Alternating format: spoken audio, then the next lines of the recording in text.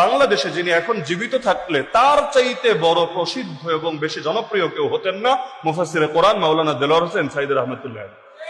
এমনকি এখনকার gen alpha বর্তমান জেনারেশন যারা আছে অনেকের জীবনের একটা স্বপ্ন ছিল যে একদিন তিনি বের হবেন, সরাসরি সামনাসামনি বসে আমরা তার আলোচনা শুনবো। নাহলে যেই যুগে এত ইউটিউব নাই, এত মিডিয়া নাই, কিছুই নাই, ওই যুগে পর্যন্ত যে জনপ্রিয় ছিলেন সে 80-র দশকে 90-এর দশকে, আর এখন তো এমনি মিডিয়ার যুগ।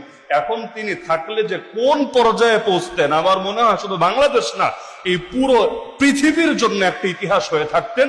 আল্লাহ এই পরিমাণ জনপ্রিয়তা তাকে দান করেছিলেন। কিন্তু আজকের দিনটা তো সেই দিন যেদিন আল্লাহর বান্দাকে, তাও দেখতে দেখতে 3 বছর হয়ে গিয়েছে, আল্লাহর বান্দাকে পৃথিবী থেকে নির্মমভাবে বিদায়ী করে দেওয়া হলো।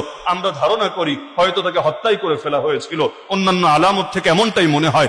এমনকি জানাজাটা পর্যন্ত ঠিকভাবে আদায় করতে দিল না। অথচ ঢাকা শহরে যদি তার জানাজা হতো, আমি মনে করি বাংলাদেশের ইতিহাসে সবচাইতে বড় জানাজা হিসেবে আখ্যায়িত গেল।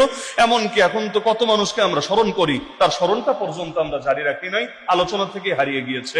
আবার বাইরে কত মুরব্বীরা ছিলেন, একের পর এক, বিশেষ করে হেফাজতের